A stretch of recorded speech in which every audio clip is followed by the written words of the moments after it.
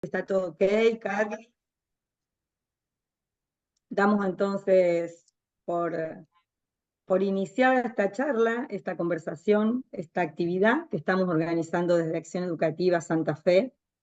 Les agradecemos mucho la presencia en esta modalidad que cada vez nos tiene más compartiendo en la pantalla, salvando distancias a través de esta herramienta, como puede ser el webinar, este formato que hoy encontramos para sentarnos alrededor de una ronda de voces, de saberes, de experiencias, de testimonios, para traernos en este momento del tiempo, en este momento de la historia argentina tan particular, que también nos invita a una reflexión, a una revisión de nuestras prácticas, a una revisión también particular y colectiva de lo que venimos caminando como sociedad. Y bueno, la educación popular aquí tiene no solo un protagonismo, sino una poderosa herramienta de transformación social. Y en este webinar, precisamente lo que queremos abordar o darnos el tiempo para repasar un poco el camino de estos 50 años, y por eso decidimos que este webinar tenga un título muy abarcativo, pero a la vez también para convidar, para invitarles a la reflexión a cada uno y a cada una de las organizaciones que hoy están presentes en este webinar, que tienen mucho que ver con la historia también de Acción Educativa y con la historia de nuestro país. El título que elegimos, ustedes bien lo saben, quienes están aquí compartiendo. eh, bueno, ¿cuáles son los aportes? ¿Cuáles? Ya empezamos por abrir, ¿no? Ahí, ¿cuáles son los aportes de la educación popular a la recuperación y también a la consolidación de la democracia en la Argentina?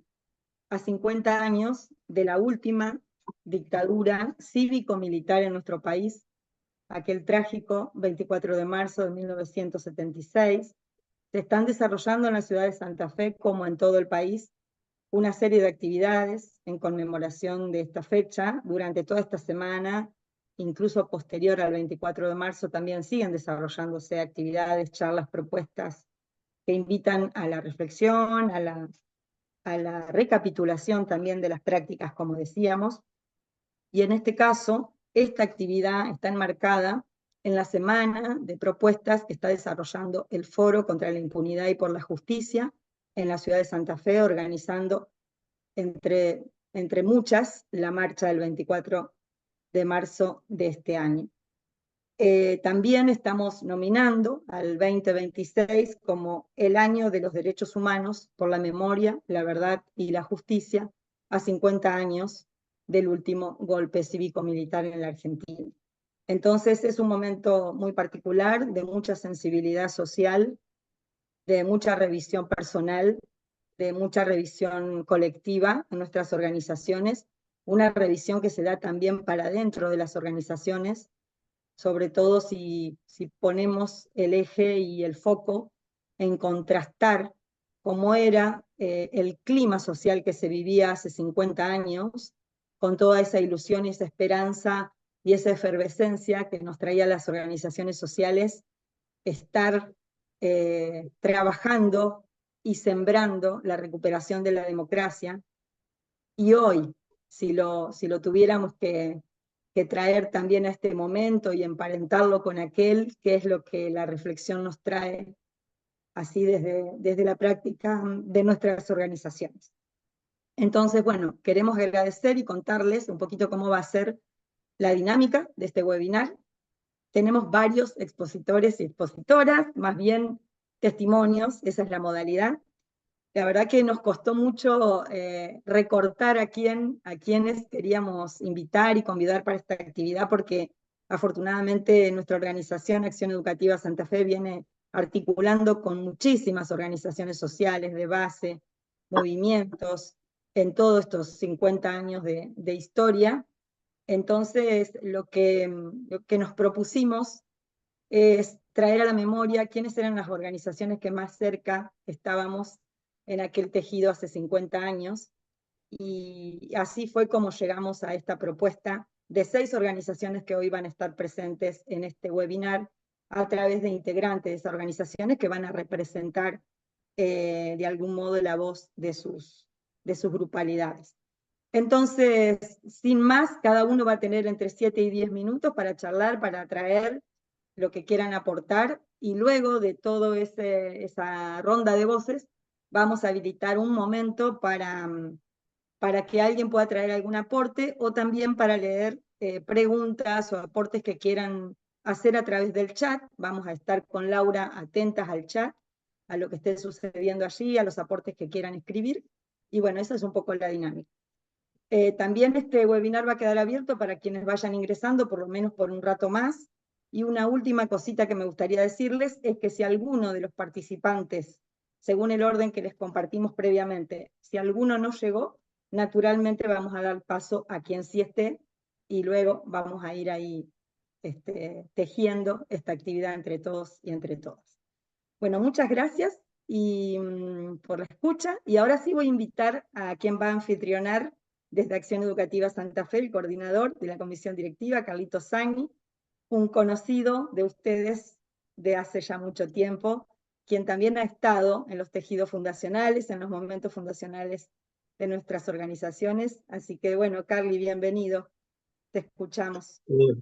¿Qué tal? Buenas tardes. Bueno, la verdad que un gusto compartir con compañeros y compañeras en los cuales a lo largo de estos 40 años de democracia, más de 40 años de democracia, nos fuimos encontrando, cruzando, construyendo algunas estructuras comunes. Y bueno, siempre es un placer volvernos a encontrar, aunque sea por este medio.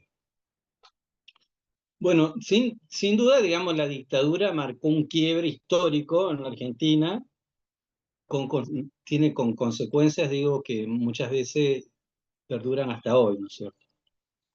Por un lado, el terrorismo de Estado, la desaparición forzada de personas, la crisis económica brutal que quedó después de la dictadura, el miedo en los primeros años de democracia, a pesar del entusiasmo, como marcaba Gaby, eh, digo, a pesar de ese entusiasmo, el miedo perduraba, en tanto las estructuras represivas no habían sido desmanteladas. De hecho, a lo largo del primer periodo democrático tuvimos varios intentos de golpe, y eso de alguna manera fueron dejando un legado de desconfianza, de ruptura de lazos comunitarios y un disciplinamiento social que fue el contexto que nos encontramos cuando comenzamos la propuesta en Acción Educativa.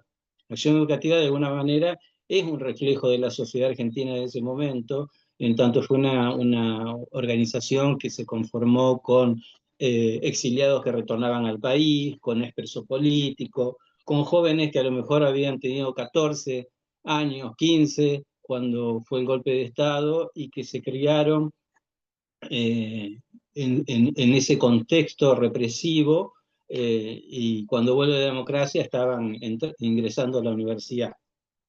En ese contexto, la propuesta de Acción Educativa se dio como dos estrategias. Por un lado, optar por comenzar nuestro trabajo a partir de una propuesta de alfabetización para adultos.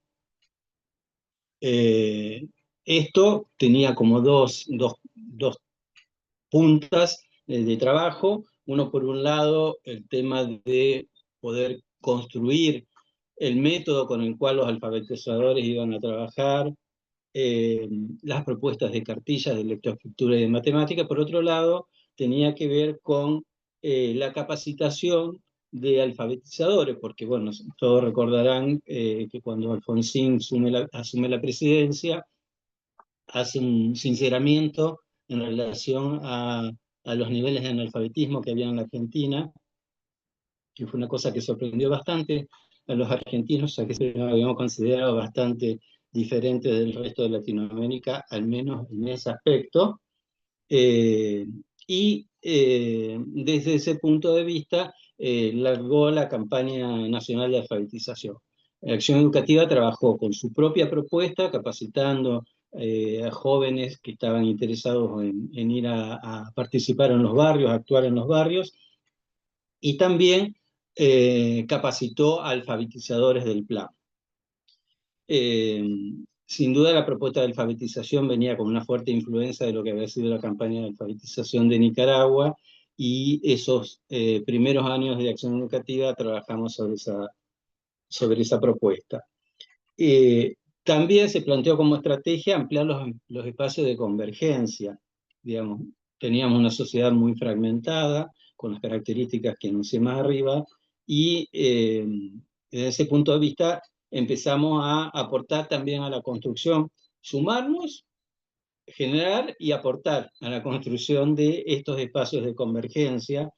Recuerdo, digamos, en ese marco lo que puede ser la red Confluencia, en la cual estábamos integrados muchos de los que estamos aquí hoy presentes, el tema del CEAL, la REPEM, fueron todas redes de organizaciones a las cuales Acción Educativa se fue sumando o generando a lo largo de su camino, eh, como estos espacios necesarios para la reconstrucción del tejido social. En ese sentido, la educación popular, nosotros creemos que promovió y promueve también desde su experiencia una ciudadanía activa, crítica, participativa. Desde ese punto de vista, está haciendo un aporte a la democracia, en tanto en busca generar conciencia política desde el propio sujeto, ¿no es cierto? Y reflexionar sobre la realidad para transformarla. Desde ese punto de vista, digamos, tiene una arista bien política y que consideramos constituyó un aporte para la democracia. También aportó y aporta, cuando digo aportó y aporta, porque de alguna manera en este contexto, que en algún aspecto se parece un poco a aquel, eh, digamos, al tema de aportar hoy estas metodologías más participativas o emancipadoras, pedagogías emancipadoras, de alguna manera, digamos, contribuyen al fortalecimiento de la democracia, o a la profundización, aunque en estos momentos cueste pensarlo, ¿no? Acompañó y acompaña también el fortalecimiento de las organizaciones, aporta, digamos, a la democratización de los saberes. Desde ese punto de vista consideramos que la educación popular ha hecho un aporte fundamental para sí, para el logro de la democracia. El contexto actual, yo decía hoy recién, guarda algunas similitudes con el contexto de la postdictadura. Hay algunas similitudes económicas, hay similitudes ideológicas, todo lo que sea la desregulación, las privatizaciones, el discurso negacionista o al menos relativista sobre el terrorismo de Estado, la cercanía ideológica que muchos de los miembros del gobierno tienen con respecto a los represores condenados, la apelación al odio que fue uno de los puntales fundamentales del terrorismo de Estado, digamos, en tanto utilizar la deshumanización eh, de los opositores, generando, digamos, una narrativa de, bueno, en ese momento eran subversivos, terroristas, etcétera, digamos. Hoy esa narrativa la podríamos ver, digamos, expresada en la crueldad, la política de la intolerancia que este gobierno promueve y genera a su alrededor, ¿no es cierto? Esta generación de un modelo político y comunicacional que construye odio. Eso supera cualquier planteo acerca de opciones políticas y opera, digamos, corriendo la vara democrática en un sentido bastante peligroso. Toda esa construcción política desafía los consensos democráticos establecidos en el 83. Trivializa el odio y la desigualdad, tensando al límite los valores de la convivencia democrática. Estas llamadas milicias digitales, estos replicadores del contenido en las redes sociales que promueven este discurso del odio, son un engranaje clave de esta maquinaria. Y en tanto las redes sociales son herramientas para llegar al poder y como para gobernar desde la confrontación y la polarización, supone un desafío impostergable para la educación popular. Integrar las tecnologías sin perder la esencia crítica y comunitaria, cuyos principales retos incluyen el acceso desigual a las tecnologías, la necesidad de capacitar a educadores en competencias digitales, evitar la deshumanización del proceso pedagógico y combatir la desinformación. Son todos retos de la educación popular. Debemos apuntar a que las tecnologías sirvan como herramientas de empoderamiento y no como instrumentos de exclusión, asegurando que la participación y la construcción colectiva del conocimiento siga siendo el núcleo del aprendizaje. La educación popular hoy se posiciona como una pedagogía de resistencia crítica y emancipadora frente al avance de las nuevas derechas, y por eso mismo se pronuncia como una pedagogía anticapitalista, antirracista y antipatriarcal.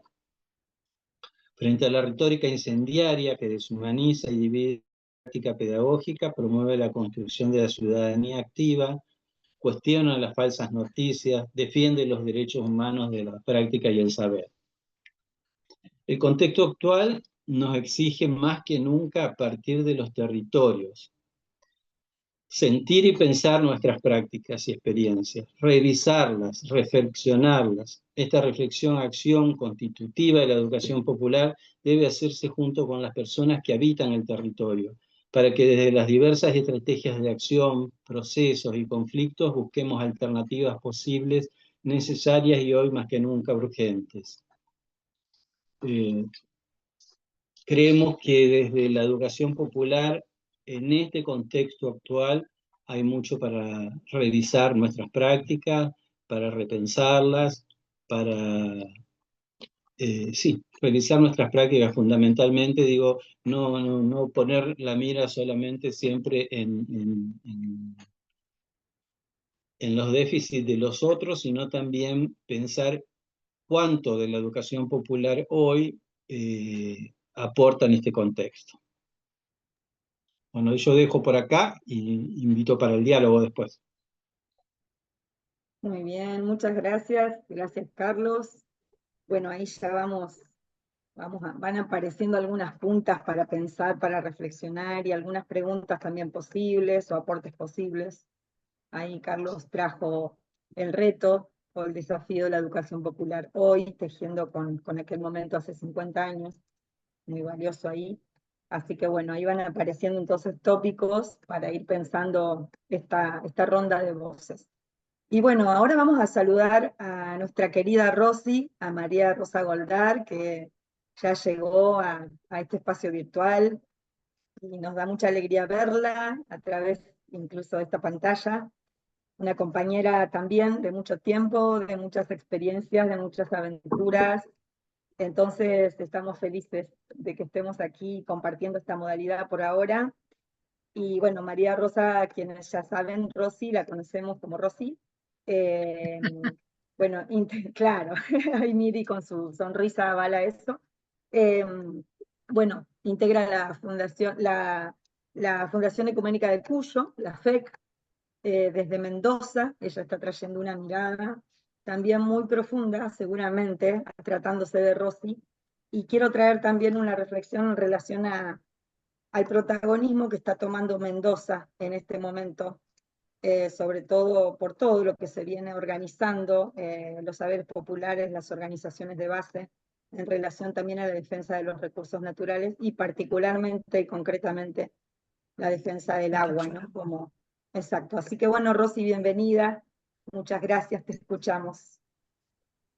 Bueno, muchas gracias a ustedes, queridos compañeros de Acción Educativa, compañeras de Acción Educativa que han convocado a este espacio. Digo, nos vamos a encontrar los viejos ochentosos, que en, para mí el retorno a la democracia, que me encontró con 17 años, para mí fue como sinónimo de vida política y fue al mismo tiempo eh, en el mismo momento que se iba dando eso, la apertura democrática en el año 83, fue encontrarme en lo personal con Freire, de poder empezar a leer a Freire, que bueno, luego al encontrarse con otros y otras compañeras fue desempolvarlo, porque no es que se descubría Freire en la apertura democrática, sino que la dictadura había implicado el cercenamiento de todas las prácticas pedagógicas, políticas de diversas organizaciones y movimientos y procesos sociales que habían adoptado aquella primera apuesta freiriana de alfabetización, pero también de concientización y que habían implicado eh, su soterramiento o su eh, expulsión de la vida de las organizaciones que habían hecho del pensamiento freiriano una vertiente en que apoyar sus quehaceres.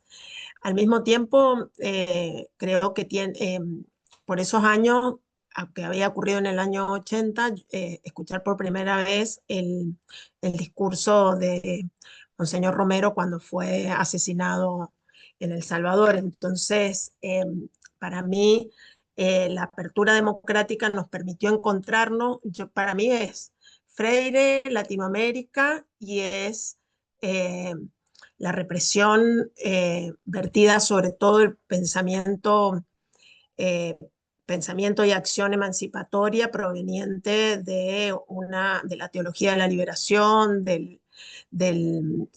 la comunicación, que en aquel momento comunicación popular, etc. En particular, la FEC sus inicios son entre el 71 y el 72. Fue una organización que nació al calor de las búsquedas de dos o tres procesos, uno más ecuménico, otro más de corte universitario, si se quiere, y de organización popular territorial. El nombre justamente Fundación Ecuménica fue adaptado como forma de protección cuando en el 75 lo que era el ILPH, el Instituto por la Liberación y Promoción Humana, y su imprenta tuvieron un atentado por lo que acá era el Comando Anticomunista Mendoza, la CAM, el CAM, que sería el equivalente a la AAA, y bueno, luego del golpe de Estado, la FEC también tiene como prima hermana a lo que fue el CEAS, el Comité Ecuménico de Acción Social, que era el comité de acogida a los chilenos desde el 73 habían sido víctimas del golpe militar en Chile, el golpe de Pinochet. Entonces, esos múltiples procesos y que tuvieron que ser más el apoyo a los represaliados, familiares de víctimas, de víctimas del terrorismo de Estado, de presos políticos, de exiliados forzados, detenidos desaparecidos. Todo ese accionar convergió en la apertura democrática y, y en ese momento, bueno, en la FEC se crean tres áreas de trabajo, el área pastoral de derechos humanos, que después fue el Grupo Ecuménico de Mujeres, el área de educación popular y el área de formación político-sindical. En esos años, en el 85, ocurre el terremoto aquí en Mendoza y recobra vida digamos, el terremoto como incidente y que afectó en Godoy Cruz, uno de los territorios más afectados, pero todo el Gran Mendoza fue esta apuesta que es por lo menos para aquí, para nosotros, de que la educación popular era sinónimo de procesos educativos para la organización popular. Y esa era una marca de fuego en el sentido de que no se pensaba a los procesos de educación popular por fuera de la acción territorial y la acción territorial organizativa. Y entonces y que lo político de la educación popular era el protagonismo de los sectores populares en la definición eh, de sus proyectos de vida, de sus proyectos organizacionales. Trabajaba, yo recuerdo, bueno, la conjunción de trabajo con algunos grupos de migrantes en ese momento, de chilenos exiliados que habían quedado aquí en Mendoza y que no, la dictadura los había catalogado de ilegales, entonces no accedían a ninguno a programas de vivienda, etcétera, que junto con el terremoto había sido, y entonces, bueno, se desarrollaron muchos procesos de lo que después se dio a llamar hábitat popular, que en aquel momento para nosotros era vivienda popular, pero muy acompañados de dos o tres cuestiones que era la comunicación popular en función de que no, de que la voz era de los protagonistas, no tenía que ser de los educadores populares, las educadoras populares. El tema que los ritmos eran los ritmos de la organización y no eran los ritmos impuestos. Entonces, esto de que yo me acuerdo no era, que nosotros no podíamos poner los días de reunión, los ponía la gente, las organizaciones. Y el otro componente, la formación política, de que primero era de dirigentes, después de dirigentes y dirigentes, de liderazgos, las múltiples eh, denominaciones. Y otra marca que me parece que es de esos años 80 en el conjunto de la democracia es que se disputaba mucho esto de que, o sea, ustedes recordarán esto del discurso de Alfonsín de que con la democracia se educa, se come, se vive. La democracia no como una formalidad, sino como la condición necesaria, pero no suficiente para que los sectores populares fueran los sectores base. Creo que esta es una impronta que viene de que muchos venían del peronismo de base, esta impronta de que la definición era de las bases populares, de la gente. Bueno, esta cosa estaba muy ligada a los énfasis que se ponían en la educación popular. En cuanto a las redes, bueno, además de las que nombró el Carlitos y muy entrelazadas con ella, también estaba APE, Acción Popular Ecuménica, que estuvo bastante entrelazada con algunos de los procesos que habían venido de las ligas agrarias, pero muy articulados al mundo eh, protestante y al mundo católico, digamos, de la teología de la liberación. APE, Confluencia, en algún sentido también el mundo sindical, porque había una articulación y un apoyo fuerte a la conformación de ATE Nacional en ese momento, fueron como las redes que, bueno, obviamente después confluimos en el CEAL, las redes latinoamericanas, REPEM, y ustedes recordarán, ¿no? Yo siempre digo que nosotros que éramos los más jóvenes, el Carlito, la Sandra, las compañeras, bueno, la propia Miriam, que estuvo con decir, a los más jóvenes nos tocaba pegar el papelógrafo. Y al mismo tiempo que ojo con ir a los talleres sin leer los materiales previos, era como que también el otro énfasis era que ser educador popular no era encontrar el camino más facilista de la animación o educación popular como sinónimo de aplicación de técnicas ni nada de eso, sino que desde entonces estaba mucho el énfasis en que el compromiso tenía que ir de la mano de la formación, del debate. Ustedes recordarán la cantidad de textos que debatíamos, que después había que vincularlos a la reflexión sobre la práctica territorial en el territorio que a uno le tocaba, que una estaba acompañando un proceso en el último barrio de La Cera y lo mismo tenías que leer y poder hablar de necesidades de la mano de Ángel, por decir, qué sé yo, me acuerdo de cosas. Y después también el otro énfasis que yo encuentro es que eso no se hacía solos. El tema de las redes era una marca de fuego. No era que nos encontramos de casualidad, sino que había que tener voluntad política porque los acuerdos y los desacuerdos no eran cuestiones menores. Yo no sé, con el tiempo soy media que me voy perdiendo, pero sí, una cosa para pensar el hoy y trayendo estas matrices que obviamente no sé, podemos decir que hay una diversificación de los sujetos, que hablar hoy de sujetos populares implica pensar en la interseccionalidad de las dominaciones, que, bueno, ya el Carlito reseñó esto de que no se puede pensar por fuera del entramado de dominación de clase, género, el patriarcado, el antirracismo, el anticapitalismo, digamos, como una trama que condiciona las vidas particulares, pero que la opción es trabajar con esos sujetos.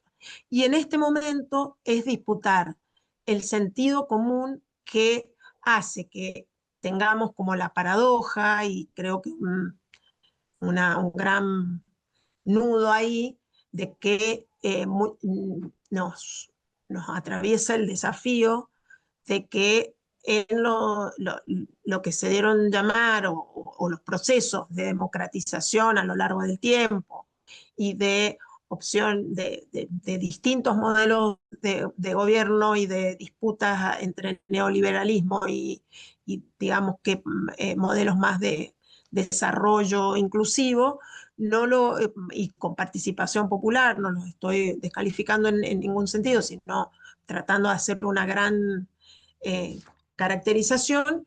Hoy, sin embargo, tienen una profundización en nuevas derechas neofascistas, pero que han accedido, en el caso nuestro, y en el caso de Chile, por decir algo cercano acá en Mendoza, por la vía electoral.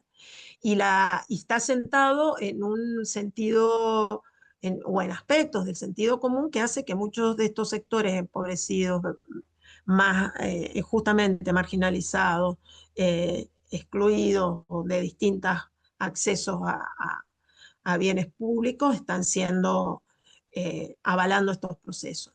Y al mismo tiempo es tan brutal la embestida eh, del capitalismo en esta etapa, un capitalismo extractivista, un capitalismo que se sustenta, que se asienta sobre el extractivismo de todos nuestros bienes, uno de ellos el agua, y acá en Mendoza ha confluido con un aspecto bastante vinculado al sentido común y a alguna trama fuerte organizativa que tiene que ver con la defensa del agua frente a la minería de gran escala, explotación minera de gran escala.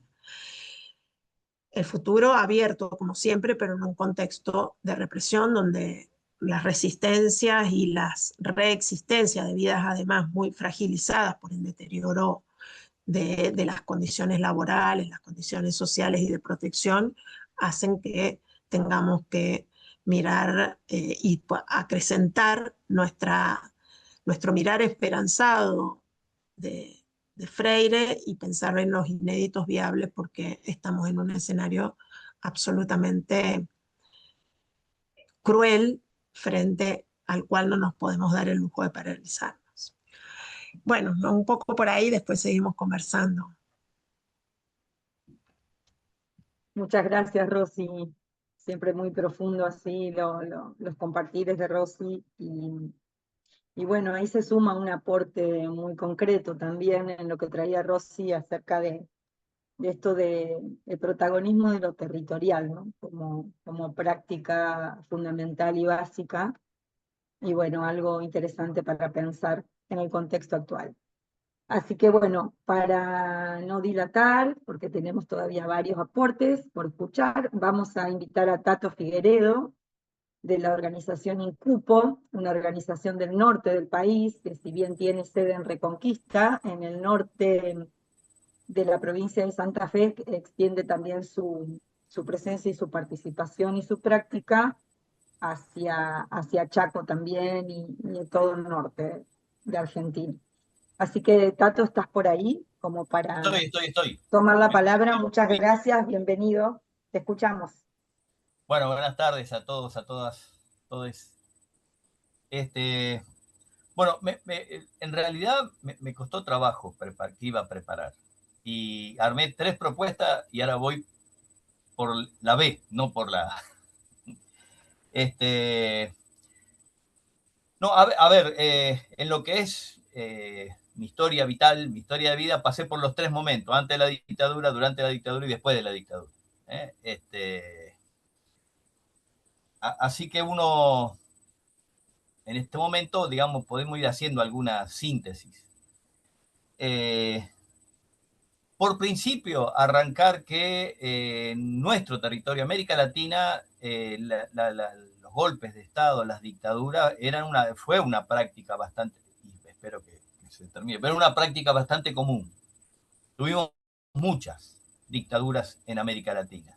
Pero el hecho interesante acá que como respuesta a cada dictadura había un movimiento liberador. Y en esos movimientos liberadores siempre estuvo presente la educación popular. Entonces, si podemos hacer una primera afirmación, es que acción y reacción, en esa cadena que siempre nos causa efecto, que siempre nos atraviesa, si hay una dictadura, va a haber un movimiento reaccionario con capacidad de enfrentar a esa forma de administrar el poder, y que la historia demostró que la mayoría de esas resistencias lograron victoria. Una primera afirmación entonces pasaría por ahí.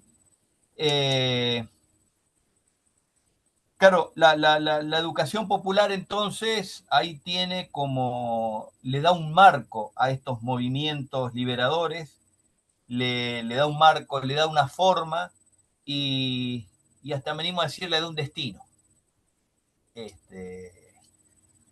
Que eso para mí sigue siendo un elemento, para Incupo, sigue siendo un elemento altamente esperanzador. Incupo, como lo comentaban ustedes recién, nace entre el 60 y el 70, y que nace por esta impronta que venía de esta historia latinoamericana. Recién lo citaron a Freire, pero hay otros muchos. Elder Cámara, Monseñor Elder Cámara, en el nordeste de Brasil, hizo un trabajo muy interesante y poco visibilizado y poco reconocido en lo que eran estas experiencias de educación popular como herramientas de empoderamiento. Empezamos haciendo esta cuestión que se consideraba que era una fusión que no solamente era estratégico, sino que la misma matriz, cuando uno dice educación, la misma matriz educativa es la misma matriz educadora, comunicadora. Y ahí hay dos formas. Estas matrices son o matrices de dominación o matrices de liberación. Pero educación y comunicación es una misma matriz. Después es una estrategia que domina o que libera. Básicamente Incupo nace del movimiento rural católico que venía de América Latina, que venía con una fuerte impronta desde Paraguay, pero este movimiento rural católico fue el que de alguna manera instala una manera de empoderar al campesinado, y de ahí se desprenden alianzas. Una de esas alianzas fue Incupo. Uno de esos desprendimientos del movimiento rural católico fue Incupo. Pero anterior a Incupo fueron las ligas agrarias. Las ligas agrarias tuvieron una fuerte incidencia, una fuerte afluencia del movimiento rural católico. Por eso esto es una cadena, eslabones que se van sumando uno con otro, y si no hubiese estado ese, no estaría el otro. Entonces me parece que es interesante esta propuesta que hace Acción Educativa de cómo reconstruimos la historia, porque es una sucesión, es una cadena, que entendiendo la cadena podemos traccionarla hacia donde educación y comunicación que libera. Incupo en ese momento y en este momento mantiene cuestiones firmes e identitarias también. El ser persona digna y ser personas con derecho. Esto, como decían recién, era como un desprendimiento que venían de la Iglesia católica, pero con la Iglesia que se paraba con documentos muy fuertes, con encíclicas muy fuertes, desde la Rerum Novarum hasta la encíclica del Papa, el Laudato Si, son documentos muy fuertes, muy claros, muy discentes, y en donde la educación popular, en el caso de Incupo, los tomaba en esta idea que era toda una discusión en ese tiempo, cuando se decía formación política, ¿qué decíamos con formación política? Pero en Incupo la formación política pasaba y pasa por esta cuestión. El ser persona, asumirnos en esa dimensión, asumirnos como sujetos dignos, asumirnos como sujetos de derecho y como sujetos culturales. Y desde ahí era todo esto que estaba diciendo yo también, ser persona digna, ser persona con derechos, ser persona con cultura, eso no se lo regala a nadie, eso se conquista. Y la forma de conquistarlo era la capacidad organizativa que se desarrollaba. Y que la capacidad organizativa no era juntarse, eso requería formación, disciplina, vocación, valores. Eso sigue estando. Y la finalidad que decíamos de la educación popular, Incupo sigue tratando de que la finalidad última de la educación popular esté íntimamente ligada al empoderamiento de las personas, y que ese empoderamiento de las personas como sujetos culturales, con todo lo que dije recién, tengan capacidad de fortalecer las comunidades, empoderar a las comunidades. Que creo que esto tiene mucha vigencia ahora también. Después había cuestiones que creo que tienen validez. Educación popular, decían algunos de los que en aquel momento nos fueron formando a nosotros, era develar. Y develar en el sentido sacar el velo. Los sistemas colonialistas que estaban en América Latina y siguen estando, esta cuestión de la guerra cultural, la batalla cultural, es la capacidad de poner velos, de no ver lo que nos rodea, tener la cabeza dentro de una caja.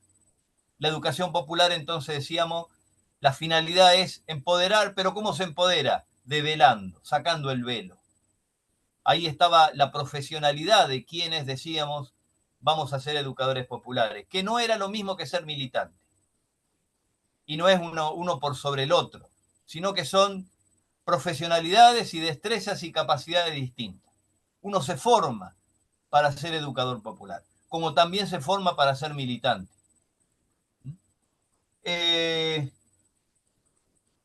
Bueno, esto, la educación popular, entonces, como esta forma de develar, de sacar el velo, esta forma de generar una conciencia crítica, era el concepto que se manejaba y se maneja actualmente, pero que esa conciencia crítica tiene que estar íntimamente ligada a la capacidad de movilizar. Movilizar hacia adentro y movilizar hacia afuera. El primer estadio de conquista y de liberación somos cada uno, por eso el tema ser persona era clave. Y cuando uno encuentra sus espacios de voluntad de ser, de ser libre, que hoy está tan manchado todo esto, es cuando le da un significado al organizativo y le da un significado a las luchas, a los movimientos, a la construcción de una buena comunidad, y hoy podríamos decir de esto, del buen vivir, de buenas calidades de vida.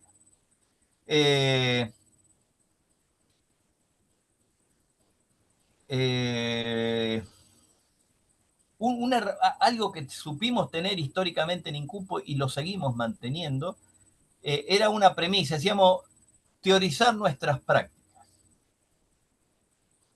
¿Qué significaba esto? Era no ponernos abajo de ninguna ideología que venga de afuera, de las comunidades, sino construir nuestras propias ideologías con fuerte impronta cultural. Entonces, cuando nosotros decíamos organización de los campesinos, tenía que ser una organización campesina.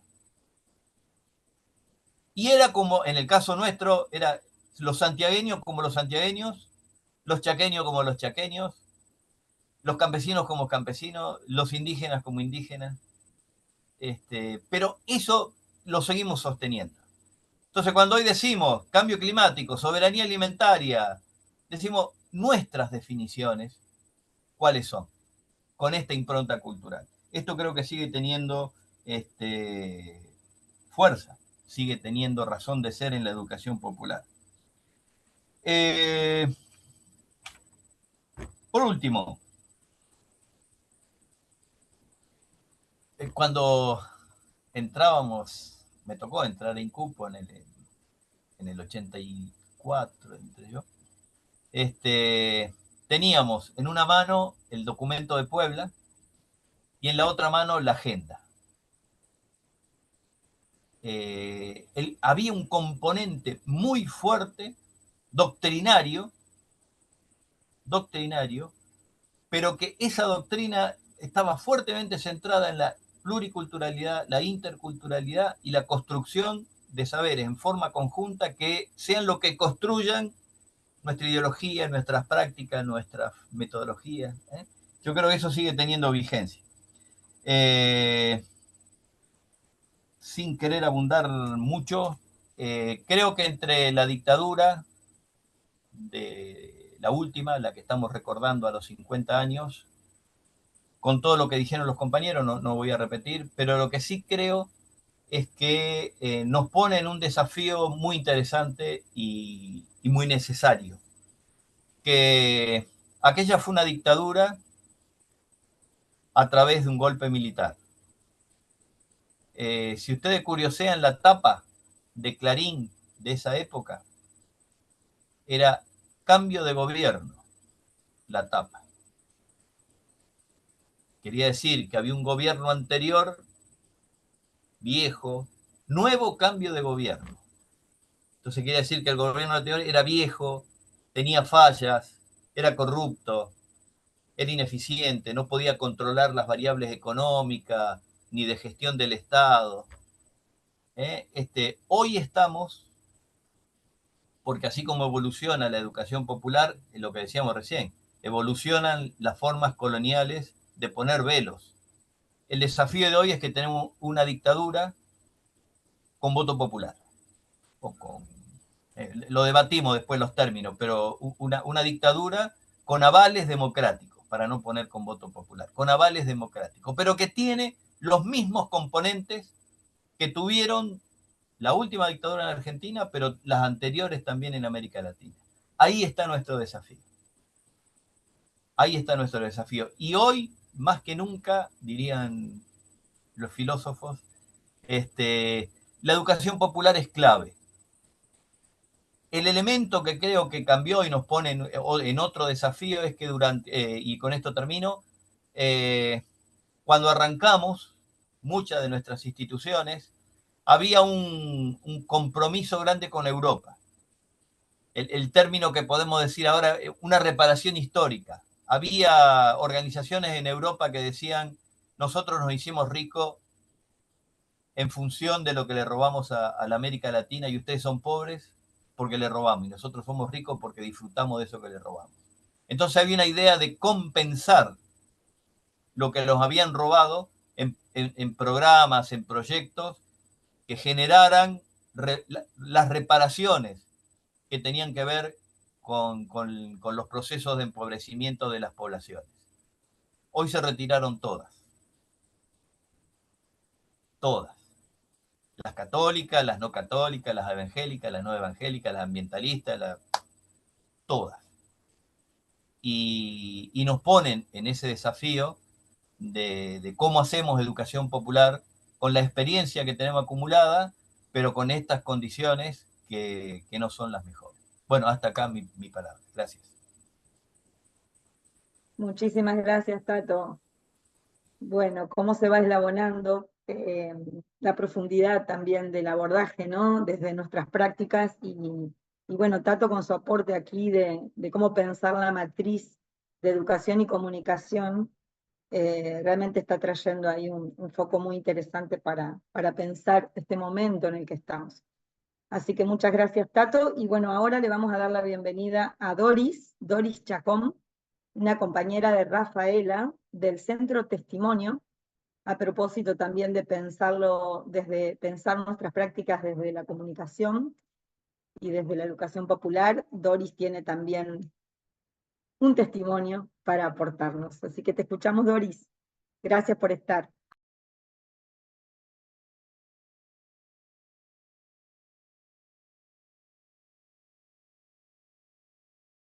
¿Está Doris Lauri? Sí, Estuvimos tiene el charlando con micrófono ella. apagado. No Ah, Ah, ok. estaba hablando ya. Ahora sí. Ahora sí. Bueno, les decía que gracias por el convite, que para mí es un honor estar compartiendo este panel con todos ustedes. Em, bueno, y como comprenderán por mi edad, no formo parte de la generación que fue protagonista directa del retorno a la democracia, luego de 1983. Nací en el 80, en plena dictadura.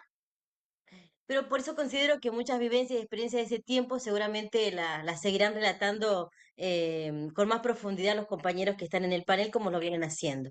Incluso yo las primeras experiencias que tengo, que puedo contar de centro de testimonio, me las han contado otros compañeros y no las viví yo. Em, en realidad no las viví, fui parte, era muy niña y le puedo empezar a poner imágenes a partir de mis 8 años, de las vivencias que tengo dentro del espacio, ¿sí? Antes de adentrarme en este relato, quiero decir que considero muy importante destacar la importancia de estos encuentros y de la posibilidad de revisar el pasado a la luz del presente, ¿no? Hoy estamos atravesando un momento histórico muy complejo y yo considero que es fundamental volver a reflexionar sobre el papel que jugó la educación popular, la comunicación popular y la organización comunitaria en esos momentos de nuestra historia. Eh, Nosotros consideramos desde el centro que estamos viviendo en una etapa marcada por un fuerte proceso de desintegración del movimiento popular, por la falta de formación de militantes, de cuadros políticos y por niveles muy bajos de articulación entre la coordinación en la resistencia frente al avance político-económico de la derecha que atraviesa el mundo y América Latina y obviamente nuestro país.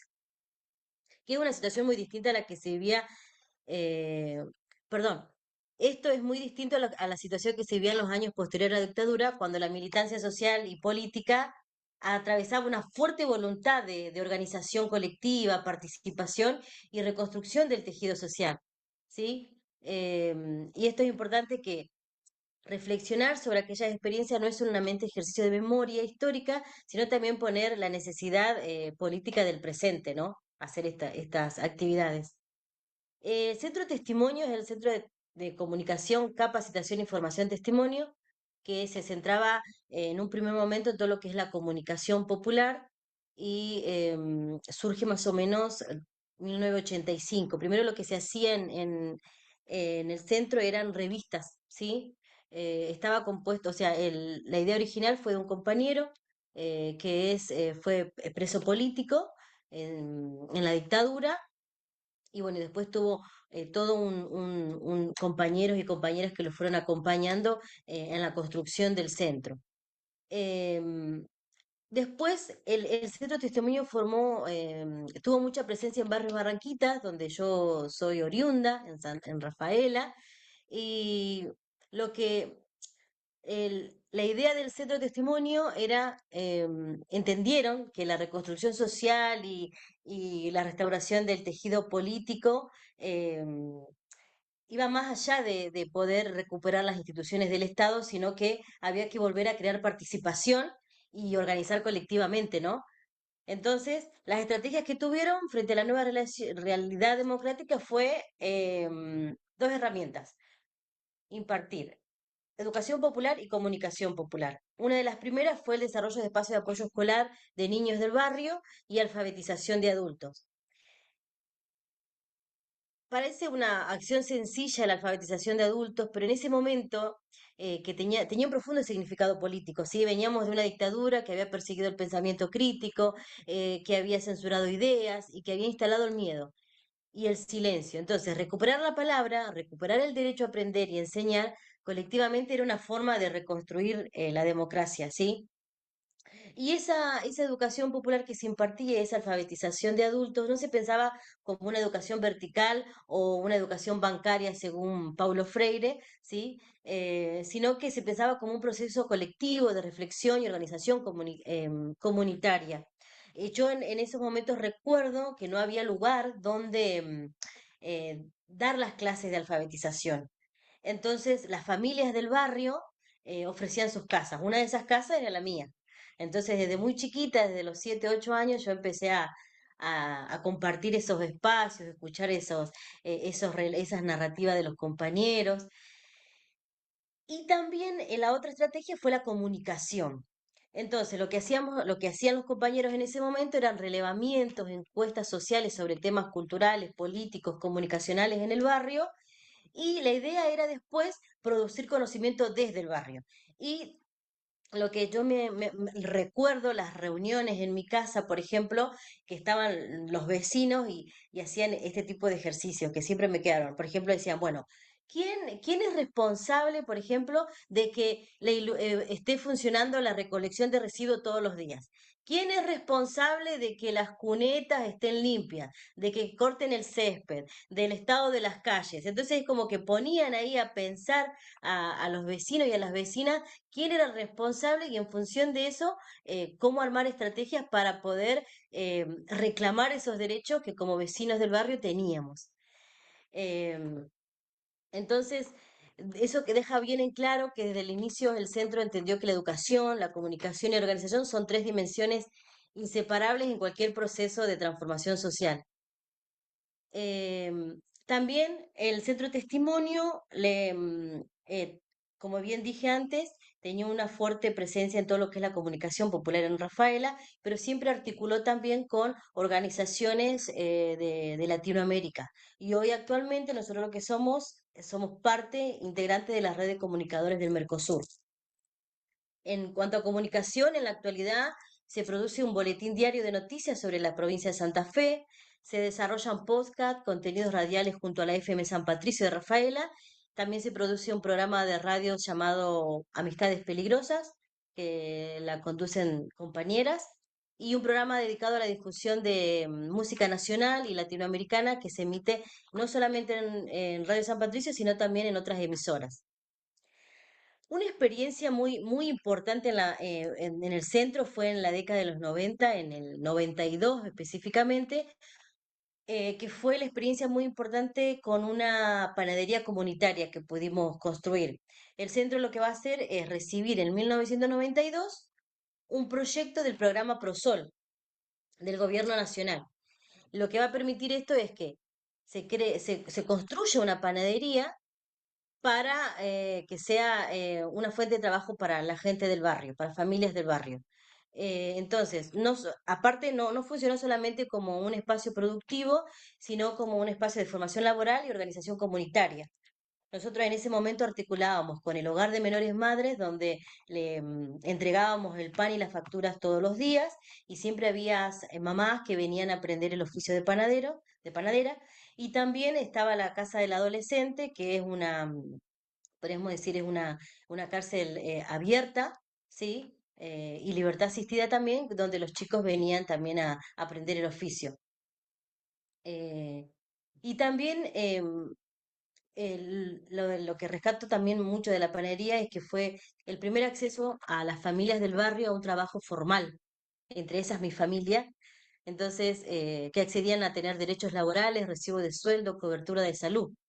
Y eso también para nosotros es democracia, ya que garantizar el derecho a trabajar, a vivir con dignidad y formar parte de la sociedad también es parte de lo que es reconstruir y aportar a la democracia, ¿no?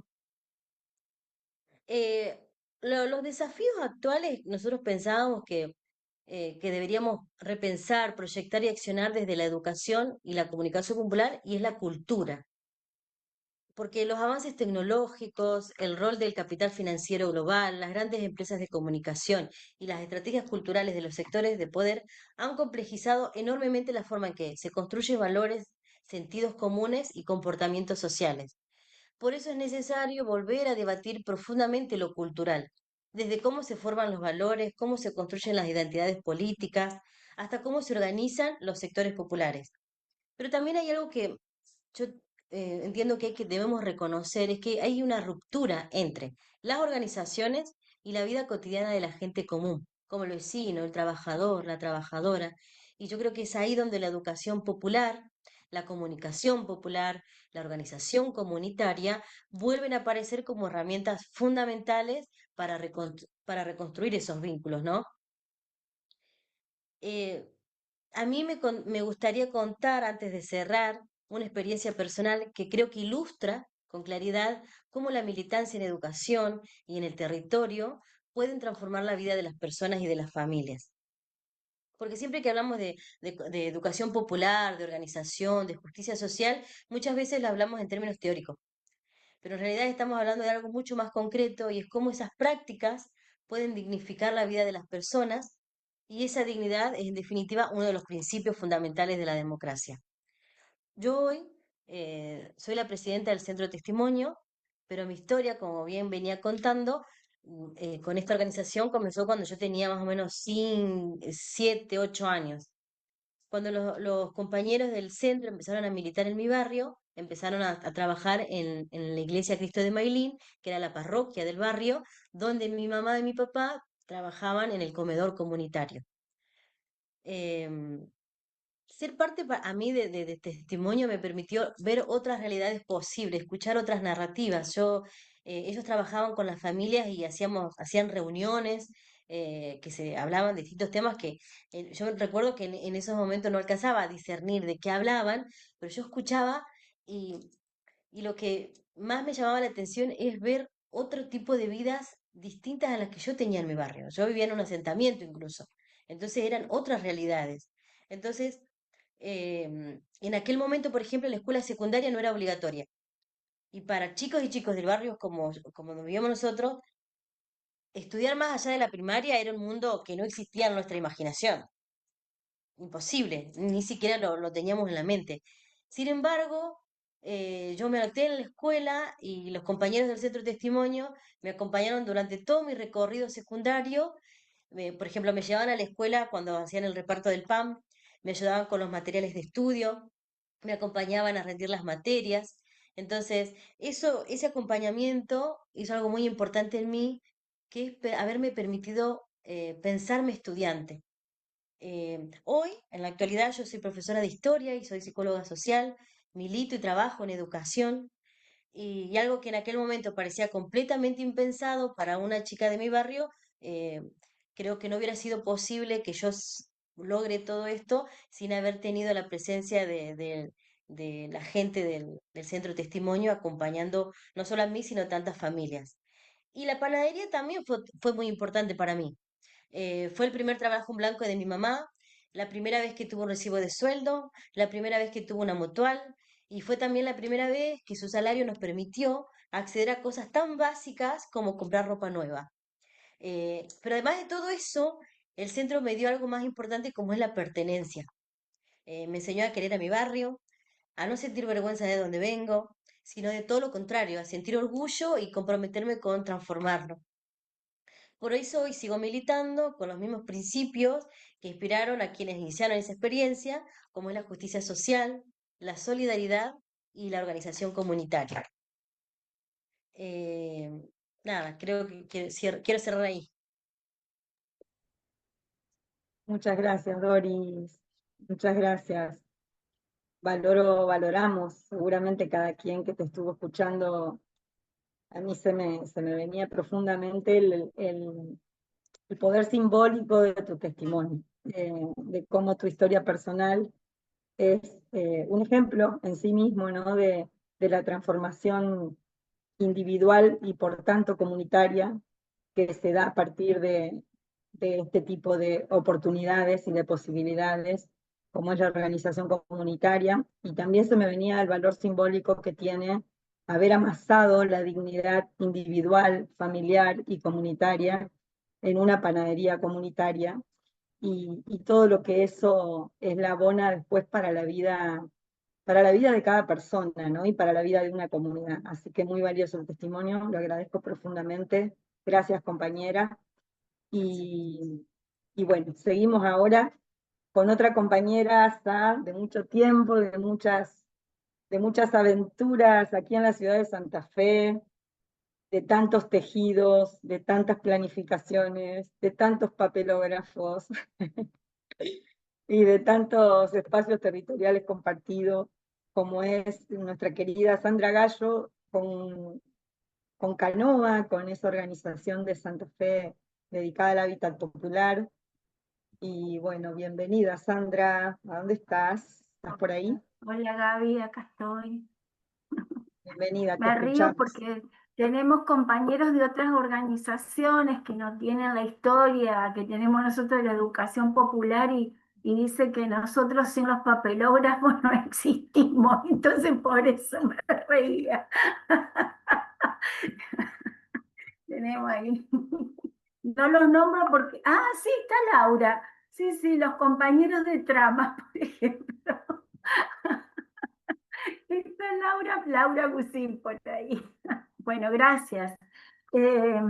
Gracias por la invitación. Me parece muy pertinente este espacio que los compas de Acción Educativa han generado. En estos tiempos encontrarnos y reflexionar sobre el pasado o nuestras historias recientes para mirar el futuro, la verdad que es reinteresante, así que fue un convite, digamos, muy lindo. Yo no había pensado en hablar en clave biográfica, pero bueno, lo iba a hacer una introducción sobre Canoa, pero si quieren, como me parece que está bueno ubicarnos,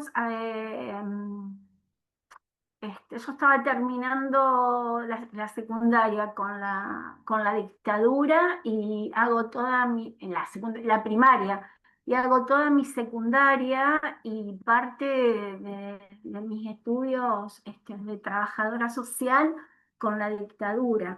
No obstante, en trabajo social tuvimos la oportunidad, aunque estuviéramos en dictadura, en mi caso al menos, en la carrera aquí en Santa Fe, de acercarnos, leer y trabajar, conocer, leer y trabajar los textos de Paulo Freire. Entonces mi primer acercamiento a la educación popular viene desde la formación como trabajadora social.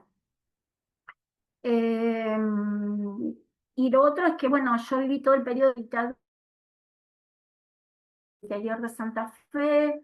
Es un pueblo, era una cuestión mucho más chica, que aparentemente no pasaba nada, pero pasaban un montón de cosas y que con el tiempo se fueron identificando, y con mi venida a estudiar a Santa Fe y mi ingreso a participar y acompañar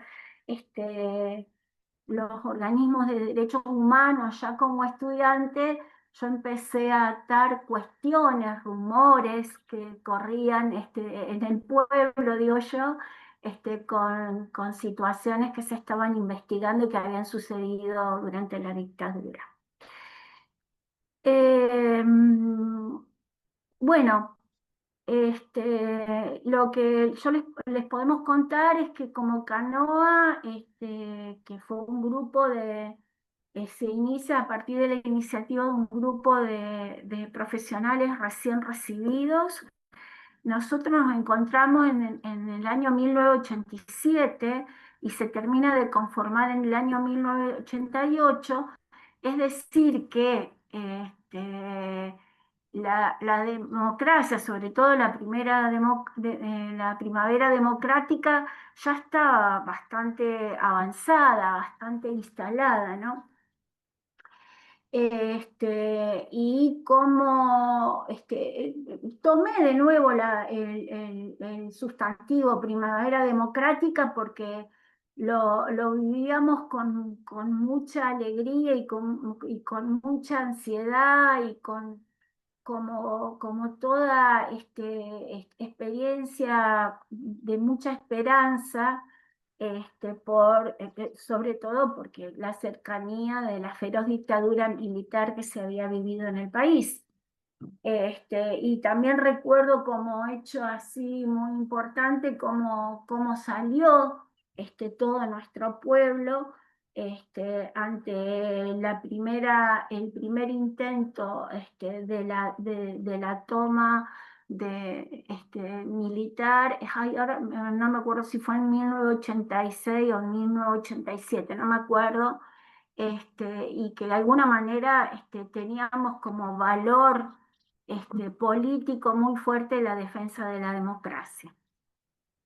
En ese marco, yo ayer hice como un intento de recuperar cuáles eran los principales ejes de discusiones que teníamos las organizaciones sociales en ese entonces y que sobre todo, como ya lo mencionaron Rosy y Carlitos, nosotros formábamos parte de una red de organizaciones de educación popular que se llamaba Confluencia y que como lo resaltó Rosy, no solamente era encontrarnos, sino que teníamos que estudiar y formarnos mucho.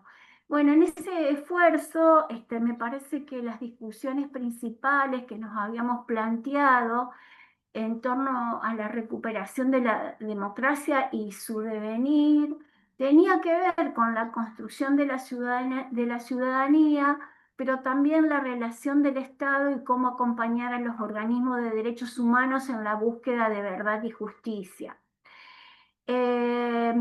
Recuerdo también que en esos encuentros de formación política de confluencia, fuimos tratando de resignificar algunos aportes que había hecho Paulo Freire, sobre todo en sus últimos libros, en los años 80, donde Paulo Freire trabaja bastante la idea del sujeto político y también habla de ciudadanía Freire en esos libros, ¿no?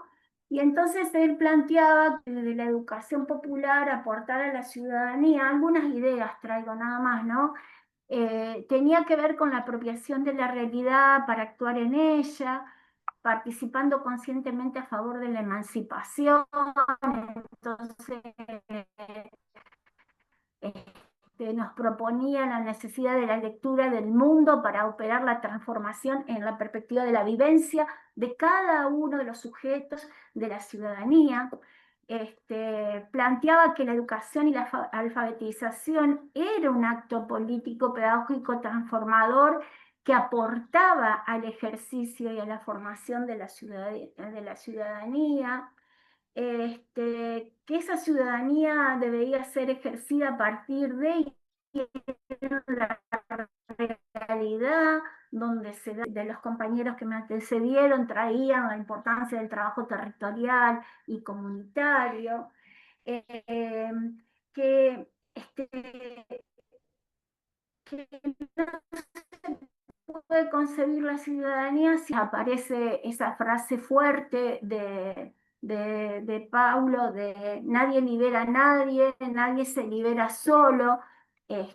Bueno, su lenguaje era sexista, pero estábamos en otro momento, así que los hombres se liberan en comunión y organizados.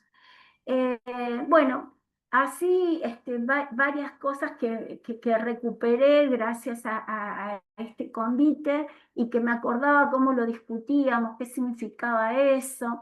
Y por supuesto todo el planteo del anuncio y la denuncia que Paulo Freire siempre nos invitó. Y ahí recuperé una frase de él que me parece que, bueno, un montón de cosas de las que estamos hablando, hay que resignificarlas en el hoy, pero como frase sigue valiendo, que es esta de que la denuncia de un presente que se hace cada vez más intolerable, nosotros hoy podemos decir más cruel, que más nos duele el cuerpo, nos duele el corazón, y el anuncio de un futuro a ser creado, construido, político, estético y éticamente para nosotros, mujeres y hombres, es todo un desafío desde la educación popular. Es decir, que en ese entonces, y también en el hoy, como lo han mencionado, la educación popular tiene algunas ideas claves que aportan a la construcción o a disputar el sentido de la construcción de ciudadanía y de la democracia, ¿no? La idea de sujeto histórico y político, la concientización a partir de la lectura de la realidad y siempre en comunidad.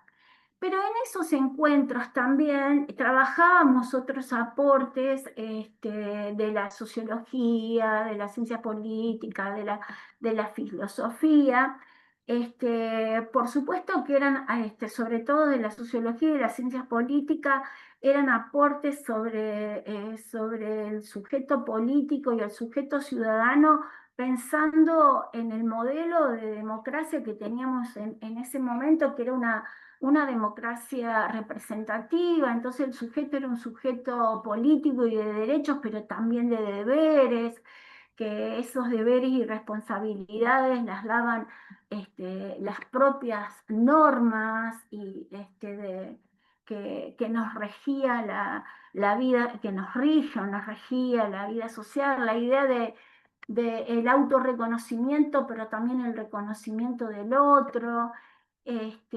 Bueno, muchas cosas que para mí rondaban desde estas teorías en torno a la democracia representativa, resignificada, pero ese modelo de democracia construido durante la modernidad, ¿no?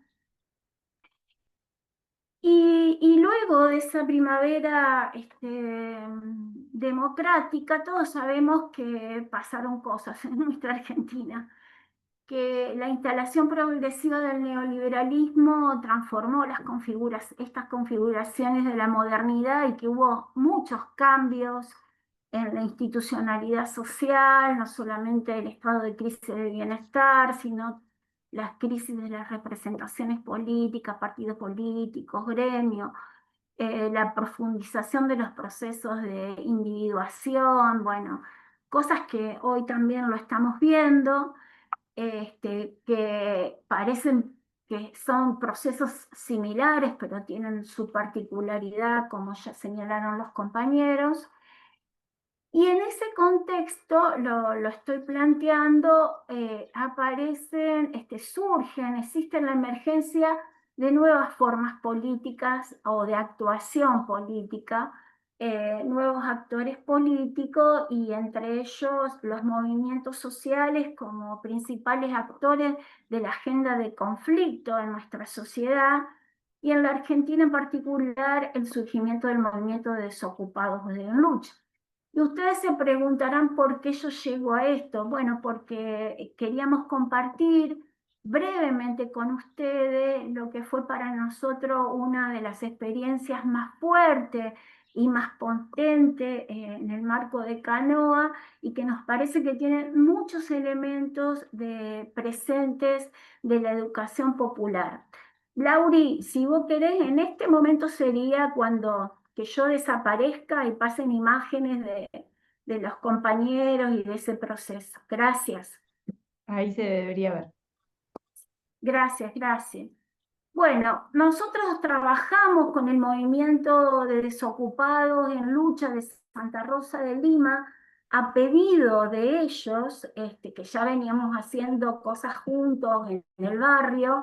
Empezamos en el año 1988 en la construcción de un censo sobre la situación del trabajo del barrio, ya que los compas y nosotros acordábamos con su lectura, no estaban de acuerdo con los índices de desocupación que transmitía el gobierno neoliberal de ese momento. Fíjense si no hay algunas coincidencias con él hoy, y sobre todo con lo que vivían en el barrio, ¿no?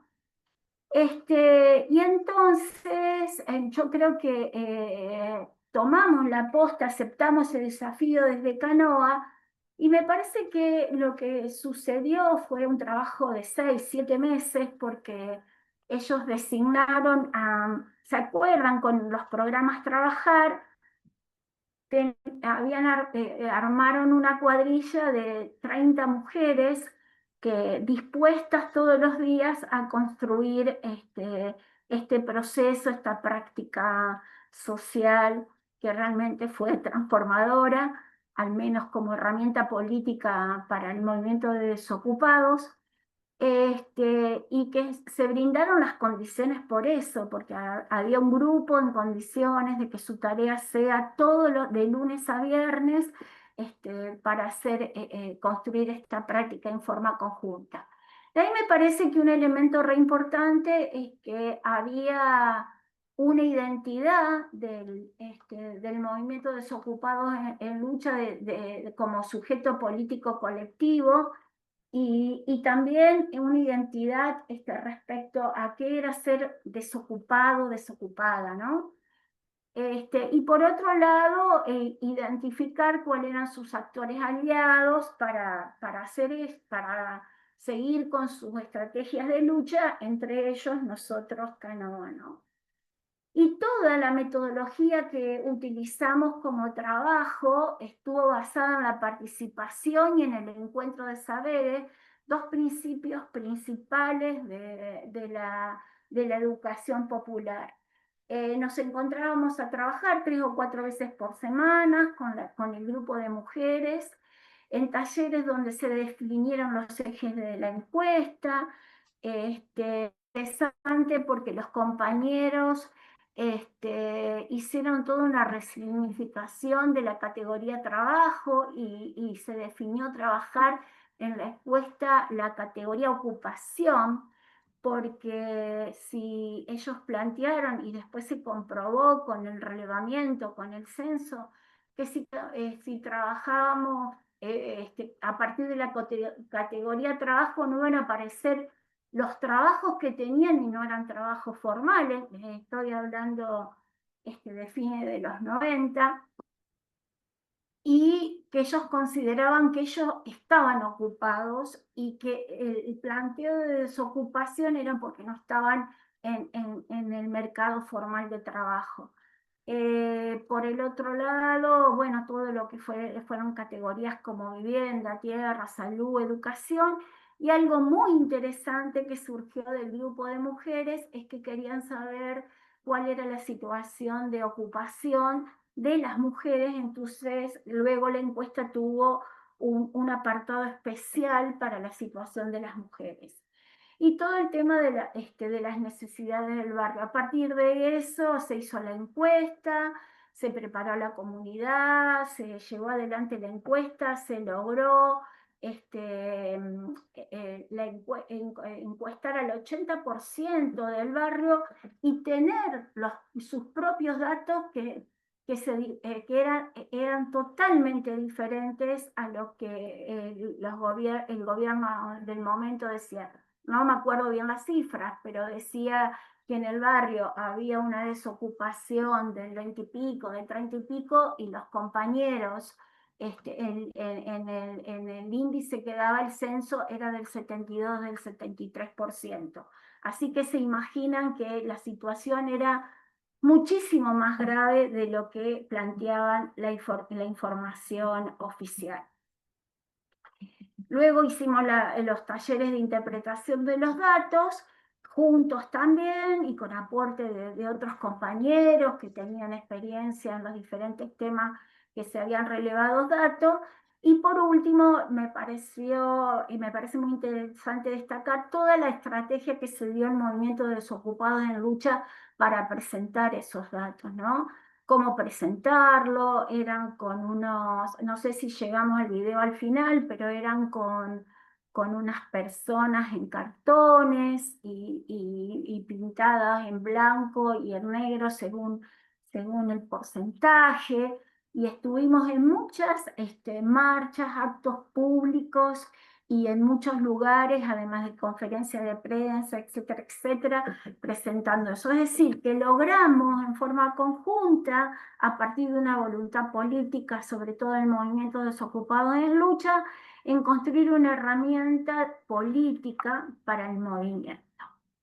Y para no demorarme mucho más, no sé cómo voy con el tiempo, yo les quería acercar cuáles me parece que son algunos aprendizajes y aportes para el hoy desde la educación popular, partiendo y acordando con lo que planteó Carlos, que debemos de alguna manera pensar y resignificar nuestras prácticas, y ahí entran, por supuesto, nuestras prácticas de la educación popular, ¿no? Para mí, retomando algunas ideas que planteé al principio de la educación popular, hoy es, y lo venimos trabajando en CEAL, que es este Consejo de Educación Popular, que es el Consejo de Educación Popular para América Latina y el Caribe, donde Acción Educativa y la FEC, junto con Canoa, también está. Hay dos cuestiones clave a trabajar. Una es la formación política. Creo que necesitamos de lideresas, de dirigentes, de cuadros formados y potentes, porque la acción de los grupos dominantes es fuerte, entonces tenemos que también tener cuadros formados para construir colectivamente discursos y prácticas que puedan disputar al menos el sentido de la acción de los grupos dominantes. Y por el otro lado, me parece que es indispensable tener una lectura crítica de nuestra realidad para aportar a la disputa cultural y de sentido común, y que para ello es re importante, muy importante, estratégico, diría yo, resignificar o generar nuevas preguntas desde la educación popular. Me parece que no solamente nos faltan lecturas de qué sujetos somos, qué sujetos debemos construir, cómo nos relacionamos, etcétera, etcétera, y donde ahí entre el género y los feminismos, la raza, lo generacional, lo decolonial, la relación con la naturaleza, con nuestra madre tierra, entre otras cosas. Hoy el compañero Vincupo planteó la relación con las nuevas tecnologías, desde lo comunicacional, etcétera, etcétera. Cómo son nuestras organizaciones, cuáles son nuestras estrategias y cómo las tenemos que resignificar, redireccionar. Y también con quiénes tenemos que repensar nuestras estrategias de alianza y con quién aliarnos, con quién sumarnos, porque bueno, debemos reconocer que venimos de tiempos que han sido muy atacados los espacios de articulación y de relaciones, y que están bastante débiles también por la misma situación que estamos viviendo, por la crueldad, por los miedos y por un montón de cosas que nos están sucediendo también a las organizaciones, no solo en clave personal o individual. Y por el otro lado, en esa lectura de la realidad, en esa lectura crítica, es fundamental que conozcamos cómo actúan y cómo son las operaciones de los grupos de poder y dominante, cuáles son esos procesos de dominación y opresión presentes en nuestros territorios, en nuestro país, a nivel geopolítico, porque si no es muy difícil pensar estrategias de disputa, no solamente de sentido, pero cuando decimos eso sabemos que es discursos y prácticas, ¿no? Y en ese marco nos parece que por eso la formación política que dije anteriormente es muy importante, y sobre todo pensando en la democracia y la ciudadanía, que es el eje que nos trajo hoy a este encuentro. Creo que tenemos que pensar qué tipo de democracia necesitamos. Hoy la democracia representativa es herramienta para que la derecha acceda al poder institucional. La muestra la tenemos en nuestro país, pero hay un montón de otras muestras en Latinoamérica, que por lo tanto la democracia representativa debe ser revisada, debe ser repensada, imaginada desde otros lugares donde lo público, lo colectivo y lo común puedan ser incluidos. Bueno, muchas gracias. Muchísimas gracias, Sandri. Bueno, con esa capacidad que tiene Sandra de traer experiencias también muy puntuales, como esta experiencia territorial de la organización comunitaria de los desocupados, pero también de hacer una síntesis, ¿no? Así que agradezco mucho, Sandra, esa síntesis que hiciste, un poco de lo que se inició con el testimonio de Carlitos y todas las dimensiones por las que fuimos pasando a través de los testimonios, y traer estas preguntas abiertas para pensar y repensar, para debatir internamente al interior de las organizaciones y también internamente al interior de las personas que encarnamos las organizaciones. Entonces, muy valioso tu participación y muchísimas gracias. Y queríamos contarles que también, gracias, también habíamos invitado a Néstor Borri por el Centro Nueva Tierra de Buenos Aires, pero nos avisó hace un rato que que se cortó la luz en su casa y evidentemente hasta ahora no ha recuperado la energía eléctrica, así que yo creo que se fue cerrando naturalmente esta charla con esta síntesis, de modo que si les parece podemos abrir unos 5 o 10 minutitos ya breves para cerrar y agradecerles la participación. Si alguien quiere hacer un aporte puntual, les pedimos que abran sus cámaras en este momento que estamos ya cerrando la actividad, si es posible. Les invitamos entonces a quien quiera hacer un aporte, un sentir acerca de lo que hemos compartido, y nosotros desde Acción Educativa ya estaríamos cerrando esta actividad que, como les dijimos al principio, quizás Alba, te invito Alba, ya que te veo ahí, como integrante del Foro contra la Impunidad por la Justicia de Santa Fe, que nos compartas brevemente cómo se está organizando el foro y cómo está poniendo cuerpos para esta semana tan intensa de conmemoraciones y actividades. Bienvenida, Albita.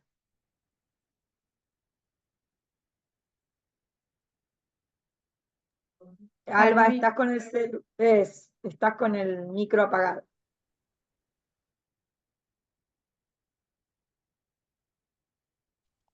Ahí Perdón, está, ahora sí. no me di cuenta. Sí, estamos con muchísima actividad.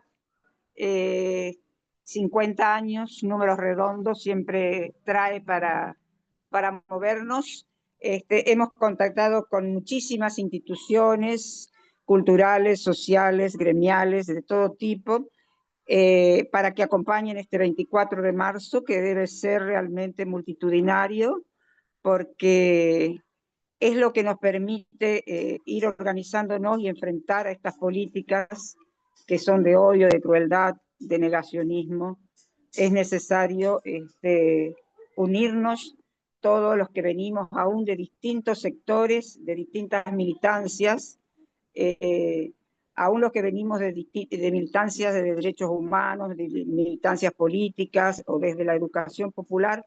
Siempre va tiñendo la educación popular cada uno de estos lugares con sus prácticas, que a lo largo de los años de democracia muchas instituciones fueron incorporando las herramientas de la educación popular en sus prácticas. Así que bueno, el 24, ya comenzamos el 23 a las 5 de la tarde en el espacio de memoria, con una vigilia donde va a haber múltiples actividades culturales, artísticas, para niños, para adultos, teatro popular, y después más tarde se actuarán las bandas. También haremos los recorridos guiados de memoria que permiten un poco reflotar lo que sucede, el horror que pasó en ese momento en nuestro país, y poder entender que muchas de las cosas que hoy está pasando fueron las que, o sea, que el proyecto económico que instaló la dictadura hoy se está repitiendo, casi calcado, hasta con las mismas palabras, con los mismos formatos. Creíamos que algunas cosas estaban ya superadas, instaladas en la sociedad, y creo que la batalla cultural la debemos dar más fuerte que nunca. Así que bueno, será la cuestión de unirnos todas las instituciones, organizaciones, para poder enfrentar esto, que como dijo Sandra, la democracia la debemos repensar, porque hoy hay nuevos sujetos, se está conformando nuevas identidades, los jóvenes tienen otras miradas de las cosas, Y bueno, nosotros debemos poder interpretarlas y podemos poder trabajar con esas nuevas sujetos que se están conformando. Así que bueno, eso. Muchísimas gracias. La verdad que la exposición de todos estuvo muy, muy interesante y da para pensar y ponerse a trabajar las neuronas. Hay un Gracias. comentario también, gracias Alba, hay un comentario en el chat de usuario, no creo que se llame usuario, pero es alguien ahí que no le vemos la cara, que dice gracias compañeros y compañeras por esas experiencias tan potentes y por los interrogantes que hoy nos plantean. La usuaria soy yo, Alicia Genolet, que no sabía cómo poner el nombre ahí. Hola Alicia, bueno, gracias por sumarte, ahí fue un mensaje también Sí, agradeciendo los aportes. muy interesante escuchar las experiencias, pero también los interrogantes que son compartidos, me parece, por todos, ¿no? Por todos los que estamos en la militancia social y política. Así que muy interesante. Gracias, compañeros. Gracias. Muchas Ahí gracias, Alicia. Tere prendió el micrófono. Adelante, Tere.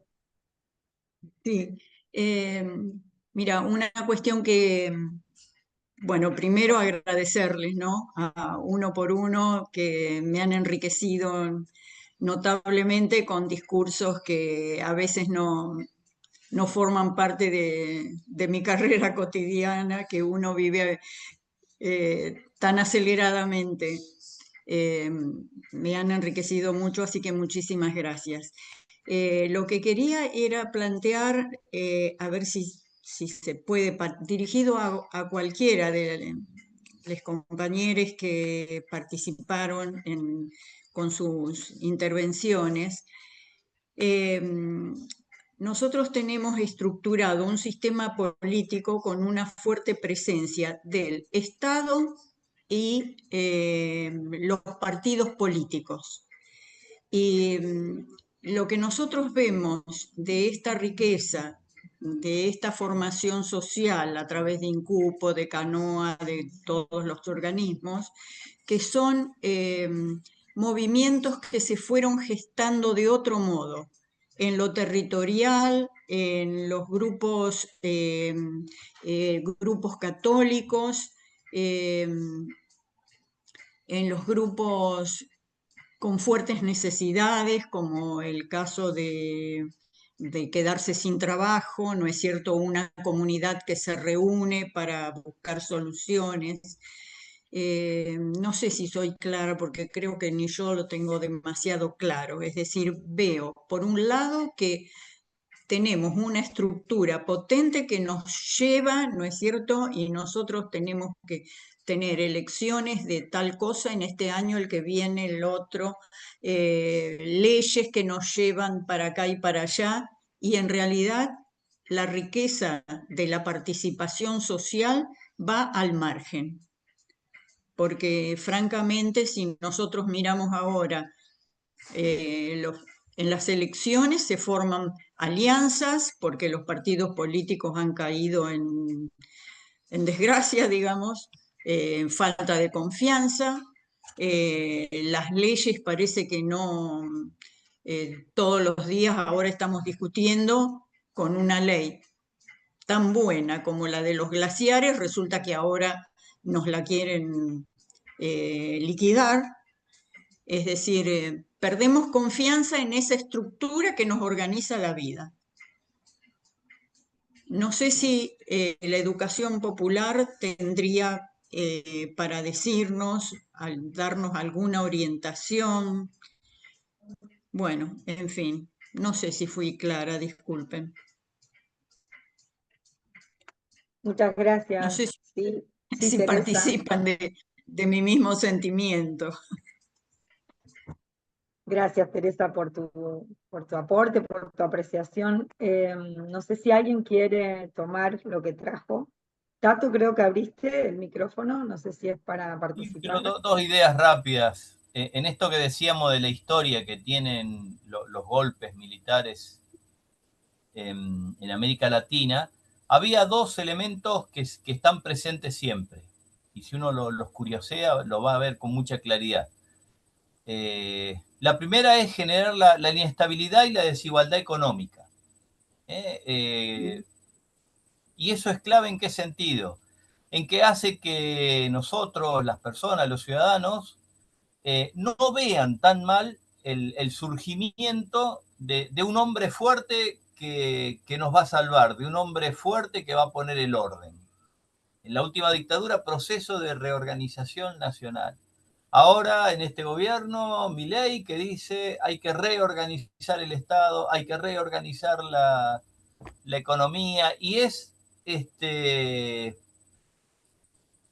necesitan la inestabilidad y la desigualdad económica. Los dos elementos que se nombraron recién, Estado y partidos políticos, los dos están desprestigiados. Entonces son los que generan estas condiciones. Ahí nos pone una línea de trabajo para la educación popular. Y la otra cuestión que las dictaduras siempre necesitan para poder instalarse es que las instituciones que contienen a una sociedad estén débiles. Que instituciones débiles y un Estado de derecho frágil.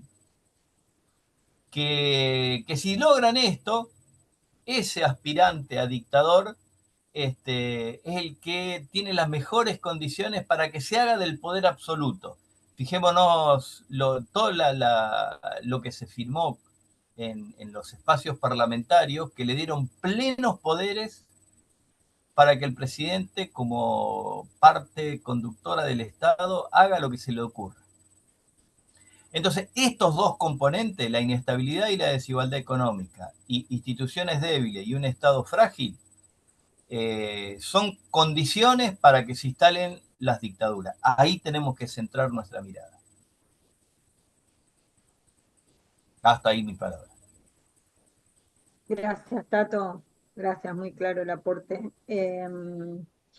Bueno, yo, si les parece, propongo habilitar... Está Sandrita con la mano en eso, Sí, no, habilitar... pero breve, Gaby. No, Tere, desde la educación popular en general no tenemos una respuesta o una receta como vos nos estás preguntando. Primero eso.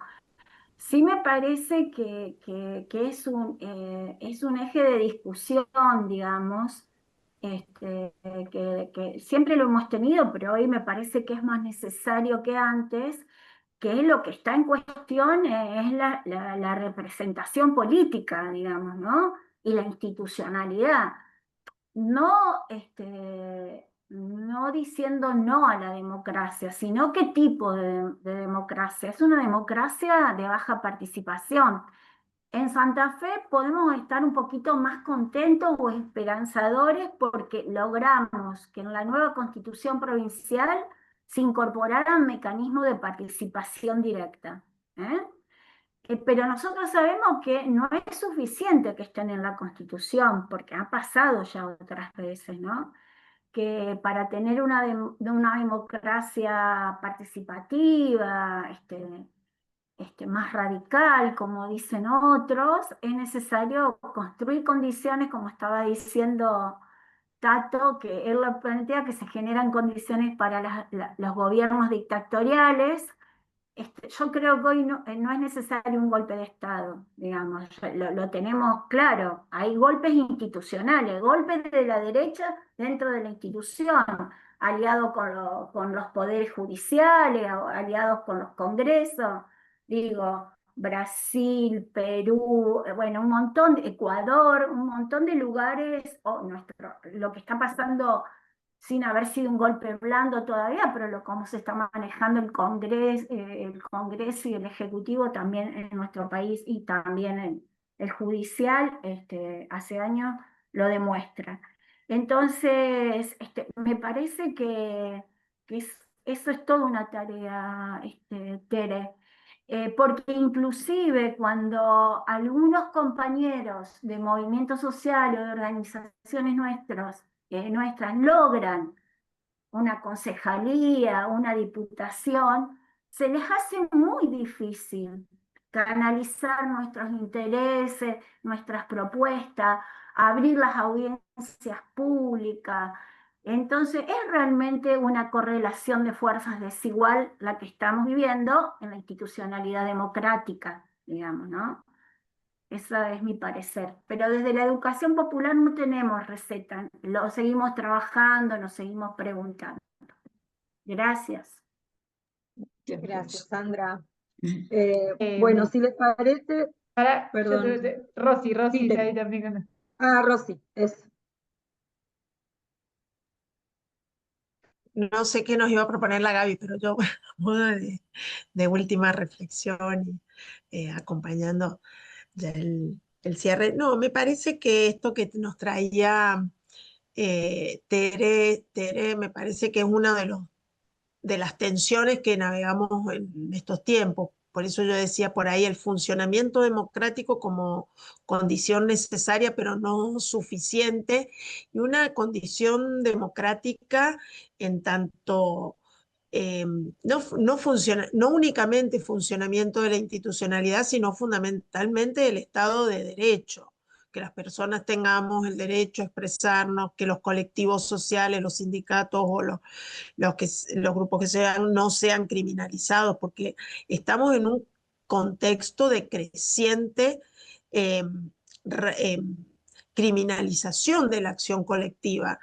No sé, el otro día estaba, a propósito de esto de las movilizaciones de las asambleas por el derecho al agua en Mendoza, compañeros de aquí de la universidad con procesos penales por colgar carteles en la vía pública y otros por romper el cerco de vallas en la legislatura. Es decir, bueno, lo que pasa en el Congreso los miércoles con los jubilados. Es decir, para mí estamos en un contexto donde reclamar democracia es reclamar Estado de Derecho y de ejercicio de estos derechos que creíamos conquistados y que eran casi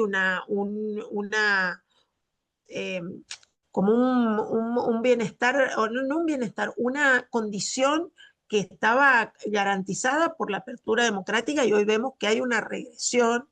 Y el otro impacto que yo creo, el otro elemento desde el cual podemos aportar, no desde la educación popular como un todo, sino pensándonos a los educadores y educadoras populares como activistas también políticos y sociales de nuestra, es que la arremetida de mercantilización, que podemos llamar como de mercantilización de la vida, esto de que todo puede ser convertido en mercancía y del cual somos expropiados a diario, en la salud, en los bajos salarios y la precarización de la vida cotidiana de todos y todas nosotras, teniendo que la gente más joven teniendo que tener hasta 3.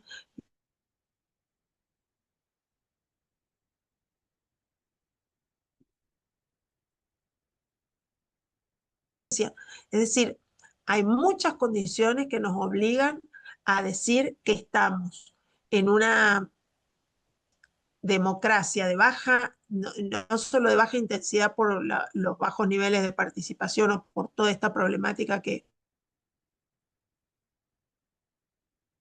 sino también porque además desde el centro de poder, hoy en el gobierno, están cercenando el Estado de Derecho, y eso me parece que es una condición que no tenemos que perder de vista. No estamos en un momento de avance, estamos en un momento de fuerte resistencia a esas condiciones y a la instalación de eso, de procesos de instalación, de lucha por no retroceder en los derechos.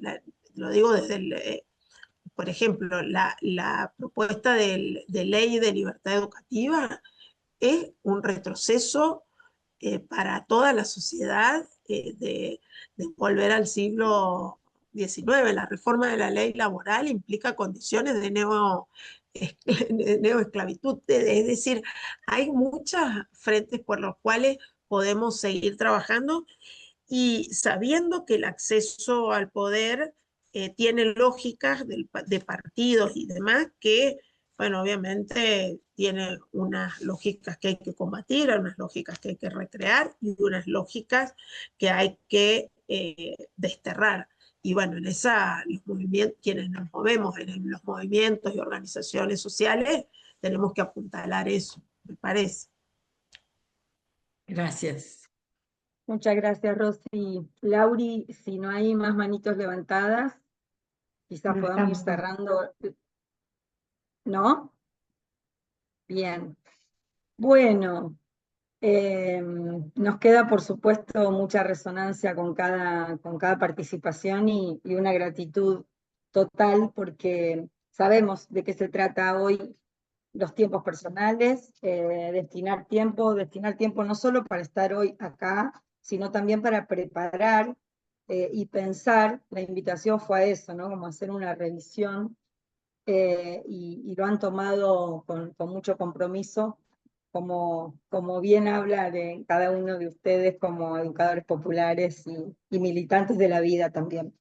Así que agradecemos muchísimo y nos quedamos con esto, ¿no? Que traía Sandra, parafraseando a Freire. Bueno, un poco de la denuncia de este presente y mucho del anuncio de un futuro que bueno, ojalá nos tenga pensando, repensando, reflexionando y también obteniendo alegrías y cultivando la pedagogía de la esperanza de la que tanto nos habló Freire, aunque a veces cuando uno asoma a la realidad eso sea difícil y complejo, más en los corazones, en la llamita de nuestros corazones está esa esperanza y eso hace que estemos aquí, ahora, y caminando organizadamente desde hace tanto tiempo para el interior de nuestras organizaciones. Así que muchísimas gracias por la participación desde Acción Educativa y nos queremos, bueno, dar estos espacios de encuentro cada vez que podemos y este era un momento clave que no queríamos y no queremos dejar pasar.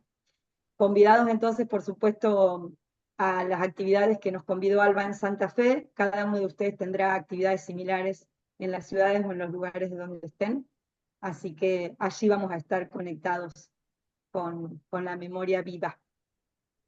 Así que muchas gracias y buenas noches. Buen descanso para todos, para todas. Adiós. Chao. Muchas Adiós. gracias. Gracias. Chao.